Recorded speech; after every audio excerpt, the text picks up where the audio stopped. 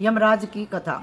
मान्यता यह है कि एक बार यम देवता ने अपने दूतों से सवाल किया कि जब तुम प्राणियों के प्राण हरते हो तो तुम्हें उस समय किसी पर दया आती है? यमदूतों ने थोड़ा हिचकते हुए कहा, नहीं, हमें किसी पर भी दया नहीं आती। यमराज ने उन्हें अभयदान देते हुए कहा, सच बताओ तुम। मैं तुमसे कुछ नहीं कहूँगा, लेकिन तुम सच बताओ, तुम्हें दया आती है किसी के प्राण हरते हुए? जब सच बताने को कहा तो उन्होंने बताया कि एक बार एक व्यक्ति का प्राण हरते समय उनका दिल पसीज गया था। यमदूतों ने बताया कि एक बार हंस नाम का राजा शिकार करते हुए दूसरे राज्य की सीमा में चला गया, तो वहाँ के शासकों ने राजा हेमा ने उनका भव्य स्वागत किया।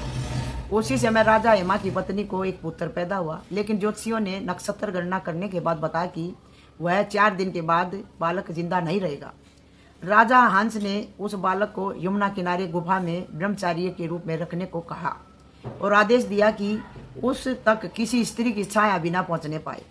लेकिन एक दिन राजा हंस की बेटी वहां पहुंच गई और उसने बालक के साथ गंधर्व विवाह कर लिया, जिसके बाद चौथे दिन राजकुमार की मृत्यु हो गई।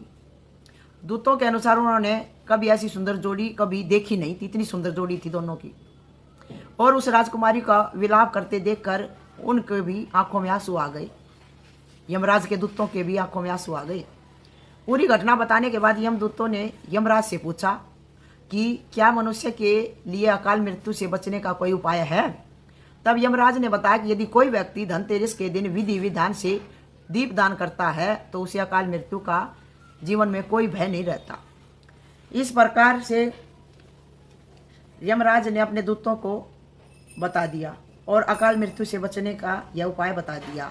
तभी से धनतेरस के दिन यमराज की पूजा और यम दीपदान करने का विधि पूर्वक एक पर्व है, जिससे अकाल मृत्यु से छुटकारा मिल सकता है। जहाँ जहाँ जिस घर में यह पूजन होता है वहाँ अकाल मृत्यु का भय नहीं रहता। इसी घटना से धनतेरस के दिन धन्वंतरी पूजन सहित यमराज को भी दीपदान की प्रथा का प्रचलन है।